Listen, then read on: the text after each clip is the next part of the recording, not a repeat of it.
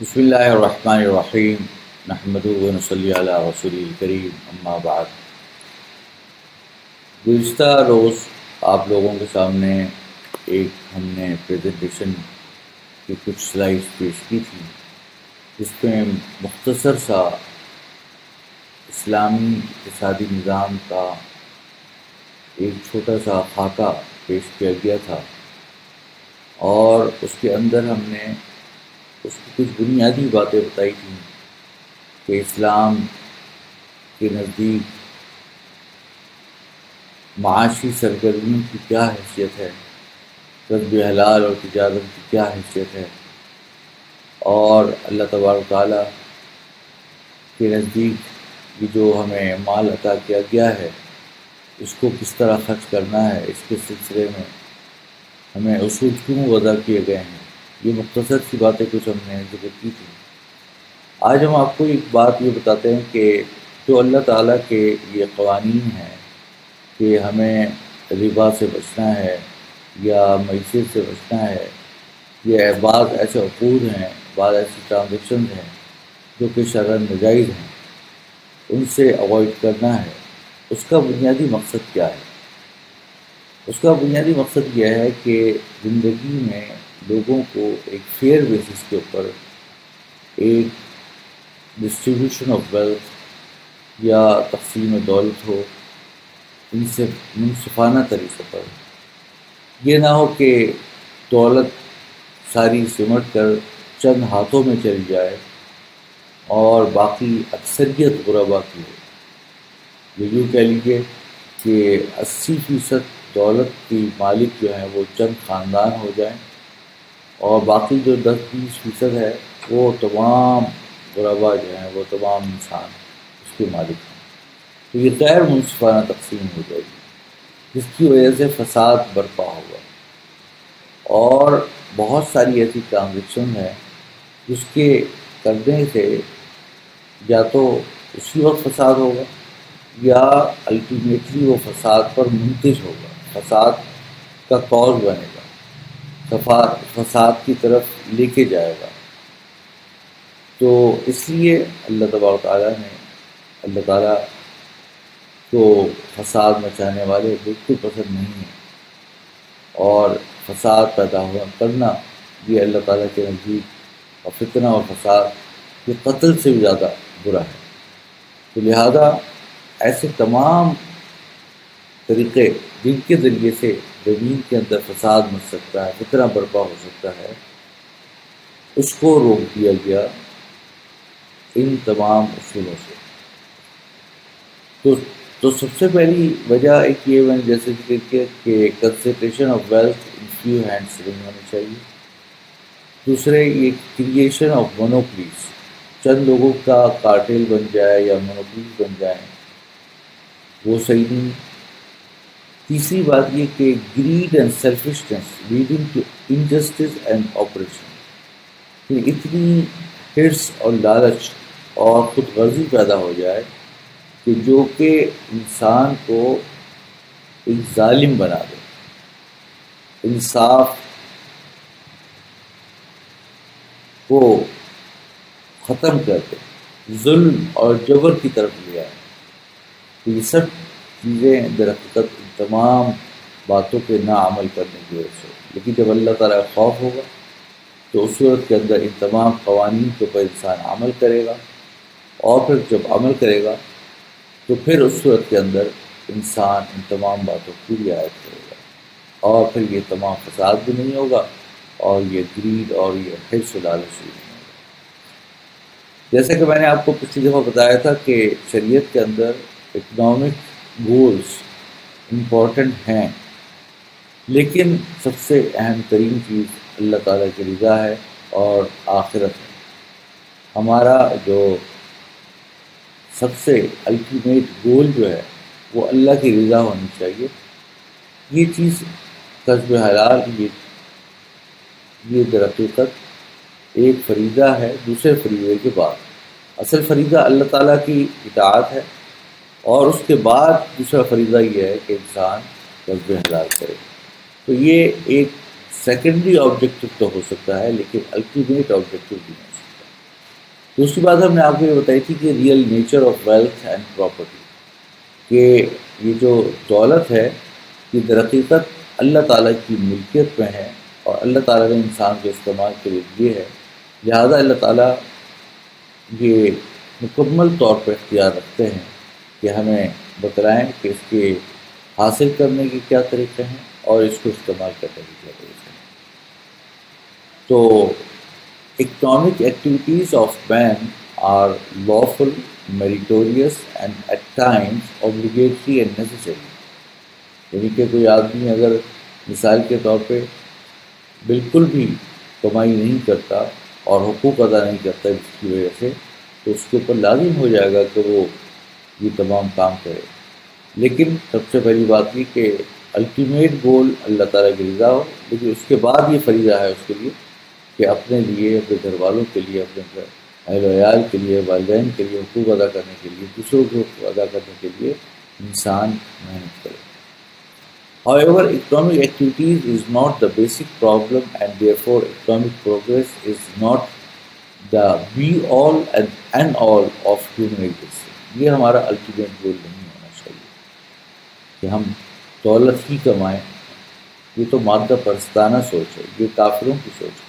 مسلمان سب سے پہلے اسلام لاتا ہے، ایمان لاتا ہے، اور وہ کہتا ہے کہ میں اتباع کروں گا اللہ تعالیٰ کی اور رسول پاک صلی اللہ علیہ وسلم کے بتلائے ہوئے احکامات، جن میں معیشت کے احکامات بھی شامل ہیں۔ تو یہ بات دوبارہ ہم آپ کو ذکر کر دیتے ہیں کہ livelihood is the fundamental problems of man and economic development is the ultimate goal of human life, but in according to Islamic economics, livelihood may be necessary۔ یہ ایک ضرورت تو ہو سکتی ہے، but cannot be the true purpose of human life۔ true purpose جو ہے وہ اللہ تعالیٰ کی رضا ہے، لیکن جو according to materialistic economics ہے، تو livelihood is the fundamental problem، یہ ان کی بنیادی ضرورت ہے۔ یہ بنیادی فرق ہے، یہ بنیادی فرق ہے مٹیریلسٹک لوگوں کا اور اسلامی سوچ کا۔ اسلام کے نزدیک جو بنیاد ہے، جو ہماری انتہائی مقصود ہے، وہ اللہ تعالیٰ کی رضا اور رسول پاک صلی اللہ علیہ وسلم کی اطاعت ہے، اور اس کے بعد جا کے پھر تجارت اور تجارت اور باقی تمام کام ہیں۔ جبکہ جو مادہ پرستانہ سوچ ہے، اس کے نزدیک جو سب کچھ ہے در حقیقت وہ دنیا ہی ہے۔ اب دنیا سجن المومن و جنت الکافر، وہ سمجھتے ہیں کہ دنیا ہی ان کی جنت ہے، لہٰذا جو کچھ کرنا ہے یہی کمال ہے۔ لیکن مسلمان جو ہے وہ اللہ تعالیٰ کی رضا پہلے دیکھتا ہے، بعد میں دوسری چیزیں بعد میں دیکھتا ہے۔ اب یہ بات کہ جتنے بھی مال و دولت ہے یہ صرف اللہ تعالیٰ ہی کی ہے اور اللہ تعالیٰ نے تم کو دی ہے، اس کا قرآن پاک میں اس طرح اشارہ فرمایا کہ وابتغ فیما آتاک اللہ الدار الآخرہ، یعنی کہ تم کماؤ اس چیز سے جو اللہ تعالیٰ تم کو دیا ہے، فیما آتاک اللہ، جو تمہیں اللہ تعالیٰ نے دیا ہے۔ تو مطلب ہے کہ جو مال و دولت ہے وہ اللہ تعالیٰ کی عطا ہے، جو اللہ تعالیٰ نے دی ہے اس پر سے تم دوسرے لوگوں کو دو اور اس کے ذریعے سے آخرت کماؤ۔ اب یہ کہ ویلتھ، جیسے میں نے پہلے بھی بتایا تھا کہ wealth in all its possible forms is created by Allah, therefore wealth is the property of Allah. The right of property which accrues to man is delegated to him by Allah subhanahu wa ta'ala۔ یعنی کہ اللہ تعالیٰ نے یہ پورا اختیار دیا ہے کہ اس کو استعمال کر سکتا ہے، لیکن اس طریقے سے استعمال کرے جس طریقے سے کہ اللہ تعالیٰ بتائیں۔ وَآتُوهُم مِّن مَّالِ اللَّهِ الَّذِي آتَاكُم، اس کے اندر یہ بتلا دیا گیا کہ تم لوگوں کو مال دو، کون سا مال؟ جو اللہ کا مال ہے۔ مال اصل میں کس کا ہے؟ ویلتھ کس کی ہے؟ اللہ کی ویلتھ ہے، اس نے تم کو استعمال کرنے کے لیے دیا۔ تو اس سے بھی پتہ چلا کہ اصل مال اللہ تعالیٰ کی ملکیت ہے اور اللہ تعالیٰ نے انسان کو دیا ہے۔ اس طرح ایک اور جگہ فرمایا کہ اولم یروا انا خلقنا لهم مما عملت ایدینا انعاما فهم لها مالکون، کہ کیا وہ لوگ نہیں دیکھتے کہ ہم نے پیدا کیا ان کے واسطے ان چیزوں میں سے جو ان کے ہاتھوں نے کام کیا، کچھ ایسے چوپائے اور ایسے جانور کہ جس کے وہ آج مالک ہیں، کہ مثال کے طور پہ کچھ لوگوں نے محنت کی، بریڈنگ کی اور ان کی افزائش نسل پہ کام کیا، لیکن اس کو نتیجہ خیز اور اس کی پیداوار بڑھانا یہ حقیقت میں کئی مرتبہ انسان ناکام ہو جاتا ہے، لیکن یہ جو کامیابی عطا کی ہے یہ اللہ تعالیٰ نے کی ہے اور آج وہ اس کے وہ مالک ہیں۔ So therefore Allah has the right to demand the man subordinate his use of wealth to the commandments of Allah۔ جب اللہ تعالیٰ مالک ہے اور اسے ہم استعمال کر دیا ہے تو اللہ تعالیٰ اس بات کو پورا حق رکھتا ہے اور اللہ تعالیٰ کا پورا اختیار ہے کہ ہمیں بتلائے کہ کیا طریقے صحیح ہیں کیا غلط ہے۔ ہماری سوچ جو در حقیقت ہے اس کی ایک لمٹ ہے، ہماری حواس سے خمسہ اس کی لمٹ ہے، اس کی ایک حد ہے، ہم اس کے بیونڈ نہیں دیکھ سکتے کہ کیا چیز فساد کا سبب بن سکتی ہے، کیا چیز فتنے کا سبب بن سکتی ہے، کیا چیز لڑائی کا سبب بن سکتی ہے، کیا چیز ہمارے لیے مضر ہے، کیا چیز ہمارے لیے مفید ہے۔ تو ایسے موقع پر جہاں پر ہم خود ریکگنائز نہیں کر سکتے تو وہاں پر ڈیوائن لا اور اللہ تعالیٰ کی رضی آتی ہے۔ تو خلاصہ یہ کہ whether whatever wealth man possesses has been received from Allah, it should be used in such a way that it ensures success in the world hereafter. Since wealth has been received from Allah subhanahu wa ta'ala, its use by man should also be subject to the commandment of Allah۔ تو خلاصہ یہی ہے کہ در حقیقت اللہ تعالیٰ مالک ہے اور اللہ تعالیٰ انسان کو استعمال کر دیا ہے۔ جب اللہ تعالیٰ مالک ہے اور انسان کو استعمال کر دیا ہے تو اللہ تعالیٰ یہ بتلا سکتے ہیں، اللہ تعالیٰ کو یہ مکمل اختیار ہے کہ وہ انسان کو بتائیں کہ اس مال و دولت کے اندر کن کن اصولوں پر عمل کرنا ہے۔ اب اس میں ایک اور اصول بھی بتایا، وہ یہ کہ اللہ میں command man to give a specific part of his wealth to another man, یعنی کہ جب اللہ تعالیٰ تم کو دیا تو یہ نہیں کہ سارا کا سارا خود اپنے پاس سنبھال کے رکھ لو۔ بے شک سیونگ کرنا جائز ہے، جیسے کہ میں نے پچھلی اس میں ذکر کیا تھا، سیونگ کرنا بھی جائز ہے، لیکن سارا مال لوگ کے رکھنا، نہ صدقہ دینا، نہ زکوٰۃ دینا، نہ خیرات دینا، نہ عشر نکالنا، تو یہ سب چیزیں جو ہے یہ غلط ہے۔ اللہ تعالیٰ فرماتے ہیں کہ آتو حق و آتو مال اللہ الذی آتاکم، اللہ تعالیٰ کے اس مال میں سے تم ان لوگوں کو بھی دو، غریبوں کو جو مستحقین ہیں۔ وہ آتو حقہ یوم حصاد، جس دن تم اپنی کھیتی کاٹو تو ان کا حق ادا کرو، یعنی مساکین کا۔ تو اور دوسری بات یہ کہ اللہ میں forbade use of wealth in a particular, Allah تعالیٰ کہہ سکتے ہیں کہ اپنی دولت کو اس طرح استعمال کرنا، اس دولت کو کسی غلط کاموں کے اندر انویسٹ کرنے میں، تجارت کرنے میں یا خریداری کرنے میں نہیں لگانا، بلکہ آپ صرف جائز کام کر سکتے ہیں۔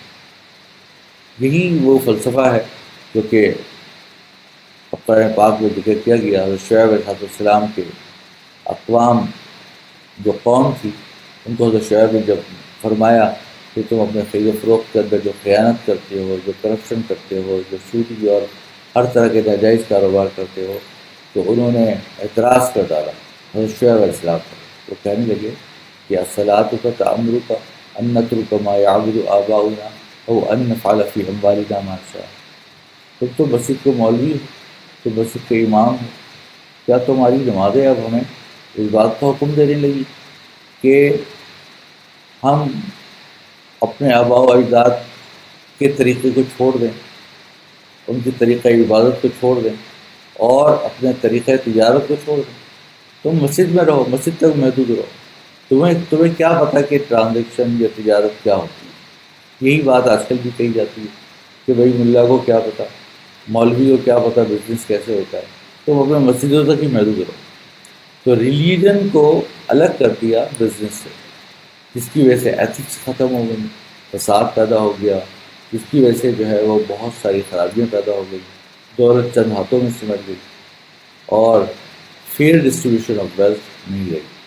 فیئر ڈسٹریبیوشن کا مطلب یہ نہیں ہے کہ تمام مسلمان یا تمام انسان سب کے سب ایکول ہو جائیں، بلکہ یہ تو ضروری ہے کہ کچھ لوگ مالدار ہوں، کچھ تھوڑے بہت غریب ہوں، لیکن بہت زیادہ فرق نہ ہو۔ یہ تقسیم ہے یہ تو ایک حد تک ضروری بھی ہے۔ اللہ تعالیٰ نے ارشاد فرمایا ہے کہ نحن قسمنا بینہم معیشتہم فی الحیاۃ الدنیا ورفعنا بعضهم فوق بعض درجات، کہ ہم نے معیشت کو تقسیم کیا لوگوں نے، کچھ کو مالدار زیادہ بنایا، کچھ کو کم بنایا، کچھ کو پیسہ زیادہ دیا، کچھ کو کم دیا۔ کیوں؟ اس لیے کیا یہ کہ تاکہ ایک آدمی دوسرے کے کام آ سکے۔ اگر مثال کے طور پہ اگر ایک آدمی جو ہے وہ پڑھنے لکھنے میں ماہر ہے اور ایک آدمی کے پاس پیسہ ہے، تو وہ پڑھنے لکھنے والے آدمی پیسے والے کو کہے گا کہ تم جو ہے نا وہ کاروبار کرو میرے لیے، میں اپنا پڑھنا لکھنا کرتا رہوں گا۔ یا ایک آدمی جو ہے وہ پیسہ زیادہ ہے اور ایک آدمی غریب ہے تھوڑا، تو وہ اس سے اپنا کام لے گا۔ ڈسپلن یہی ہے کہ ایک عامل ہوگا، ایک حکم دینے والا ہوگا، اور ایک دوسرا ایک آدمی اس کی پیروی کرے گا۔ اگر سبھی لیڈر بن جائیں، سبھی مالدار بن جائیں، تو پھر کوئی کسی کی اتباع نہیں کرے گا۔ تو نحن قسمنا بینہم معیشتہم فی الحیاۃ الدنیا ورفعنا بعضهم فوق بعض درجات، یعنی ہم نے بعض کو بعض میں درجے کے اعتبار سے اوپر نیچے رکھا۔ کیوں؟ لیتخذ بعضهم بعضا سخریا، تاکہ ایک آدمی دوسرے آدمی سے کام لے سکے، اس کے آپ کام لے کر اس کو بتا سکتے۔ ورنہ سب برابر ہو گئے، سب مالدار ہو گئے یا سب غریب ہو گئے، تو پھر کوئی ایک دوسرے کی بات نہیں مانے گا۔ تو یہ ہے خلاصہ اس بات کا۔ اب ہم آگے انشاءاللہ آپ کو مزید مقاصد شریعت ذکر کریں گے جو اکنامکس سے متعلق ہیں۔ وآخر دعوانا الحمدللہ رب العالمین۔